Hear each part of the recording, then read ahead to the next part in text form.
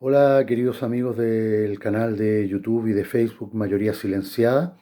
Aquí estoy nuevamente hoy con un video que quiero hacer para analizar un poco detenidamente las ayudas que este gobierno ha dado para mitigar los efectos de la pandemia en todas las personas. Primeramente hay que destacar que es muy importante reconocer que este gobierno ha hecho esfuerzos muy grandes para ir en ayuda de las personas que están padeciendo problemas económicos productos de la pandemia, ya sea porque han perdido sus empleos, porque las empresas donde trabajan se fueron a la quiebra, o porque las empresas se acogieron a la famosa esta ley de protección al empleo, que los deja solamente recibiendo sus cotizaciones previsionales, ¿verdad? Pero sin dinero para el bolsillo, lo cual es bastante grave para todo el mundo.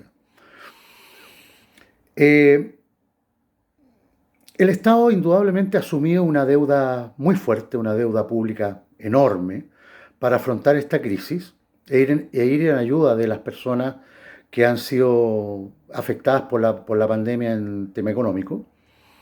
Y esta ayuda también hay que reconocer que ha sido notoriamente superior a la ayuda que le han dado a las personas otros gobiernos de la región o incluso de Europa.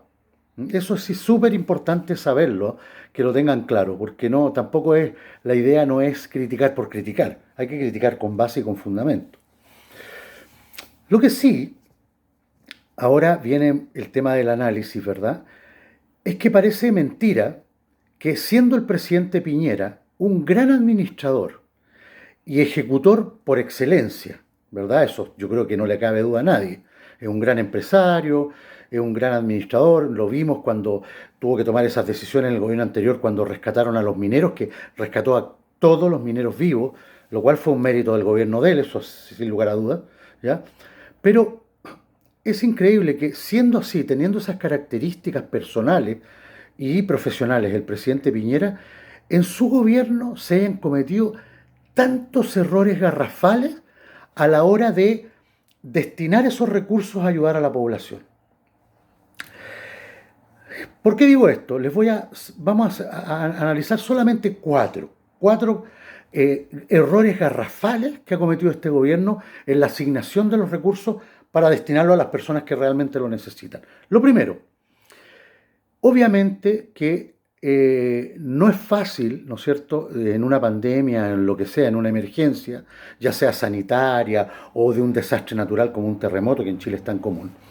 No es fácil para ningún gobierno eh, actuar con rapidez y con velocidad para poder afrontar esta crisis y ir en ayuda de todas las personas. Estamos claros que no es fácil, no es una cosa que sea muy fácil de hacer, muy fácil de programar, muy fácil de actuar. No lo es. ¿Bien? Porque es una emergencia, es una cosa a la que no estábamos acostumbrados, es una cosa absolutamente inesperada. Pero pese a eso, está claro que el gobierno en tema de ayudas siempre está llegando tarde, siempre. Y esta condición tardía ha sido muy bien aprovechada por la oposición, porque ustedes saben que la oposición lo único que ha hecho desde que asumió el presidente Piñera, mucho antes de lo que pasó el 18 de octubre del año pasado, ha estado en un plan de desbancar al gobierno, criticarlo por todo, echarle por tierra todo lo que el gobierno ha presentado. Y por lo tanto esto es una razón más para que la oposición se queje, diga que el gobierno es inoperante, que es ineficiente y todo. Y yo realmente no entiendo por qué Piñera cae en este juego. No lo entiendo porque él podría acelerar las cosas. Él tiene gente capacitada, eso creo que es una cosa indudable, pero parece que no la está usando o no la está usando bien. Primera cosa era. Segundo, fíjese que nunca se han definido correctamente los nichos de personas que realmente requieren ayuda del Estado. Nunca se ha definido así con precisión. Y es por eso mismo que les voy a dar un ejemplo súper concreto. Todas las personas que se dedican a hacer o sea, Uber, Didi o Bit, ¿ya? Jamás han recibido ayuda monetaria. nunca. Y son gente de clase media, que hacía una actividad noble, porque no estaban robándole a nadie, ¿verdad? Estamos claros que esa actividad está como, escapa de la legalidad, porque hay una ley que está pendiente, ¿verdad? Y que no ha salido todavía la ley Uber famosa, pero eso no quiere decir que las personas no existan. ¿Ah? El hecho de que la ley no salga todavía, no se haya firmado, no se haya convertido en ley el proyecto, no significa que esas personas no existan o no necesiten ayuda. ¿Mm? Ahora, el gobierno tiene que entender que en tiempos de pandemia, en tiempos de emergencia, no puede basarse exclusivamente en la legalidad. ¿Ok? Estoy claro, hay una ley que está por salir, que no sale, que es un proyecto y todo, pero esta gente ha sobrevivido gracias a manejar un Uber, un Didi o un Bit. ¿Mm? Le han dado de comer a sus familias utilizando estas aplicaciones para trabajar. Son gente en general que no ha encontrado trabajo en una empresa, en un negocio, o les ha ido mal en un emprendimiento y se han comprado un auto y ya se han dedicado a esto. Pero esas personas, este gobierno las ha castigado.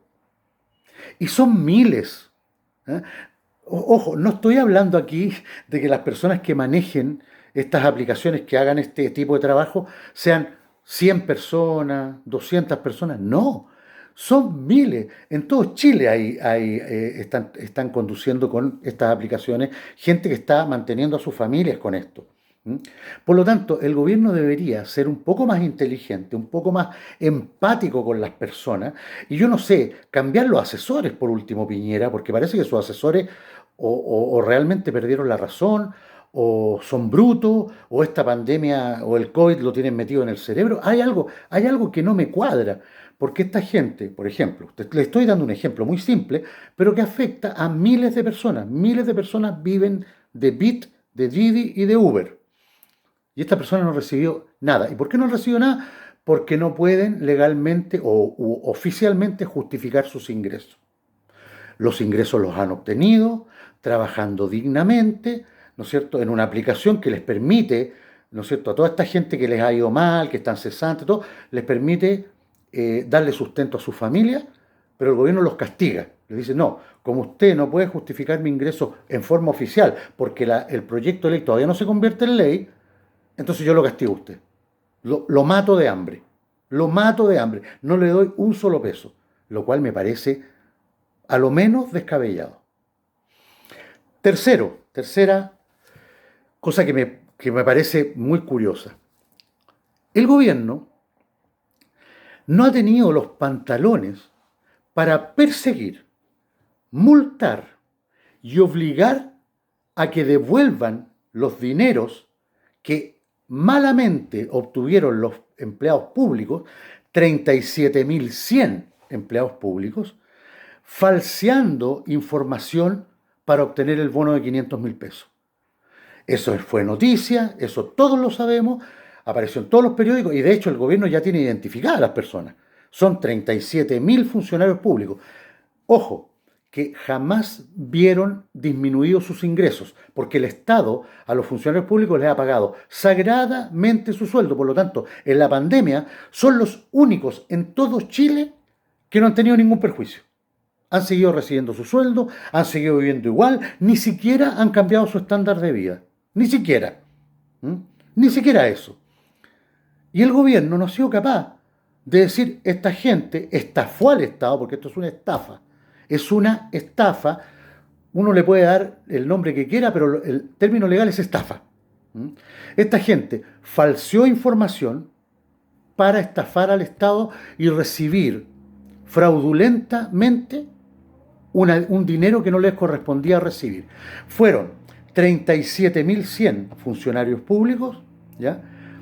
Y esto le significó al Estado, escuchen bien por favor, le significó al Estado un gasto que no debió haber hecho, sino que debió haber destinado esos recursos a otras personas que sí lo necesitaban, de 18.550 millones de pesos, que en dólares aproximadamente son 24.100.000 dólares.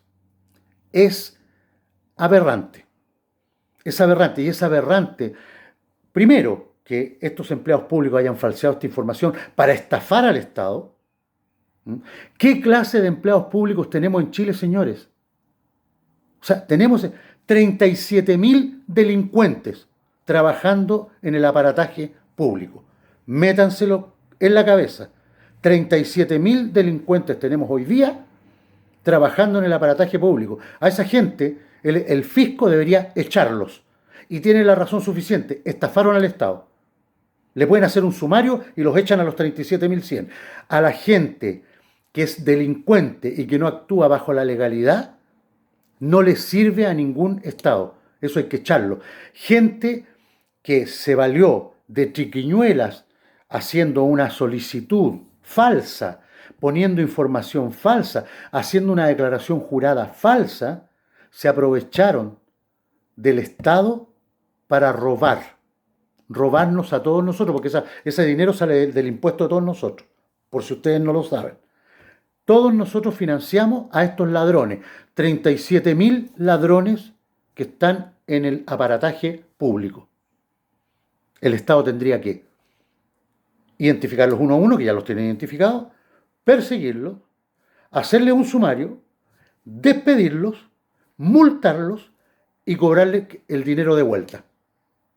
Esa es una obligación del Estado. El Estado no puede permitir, bajo ninguna circunstancia, que tener empleados públicos delincuentes dentro del aparataje estatal.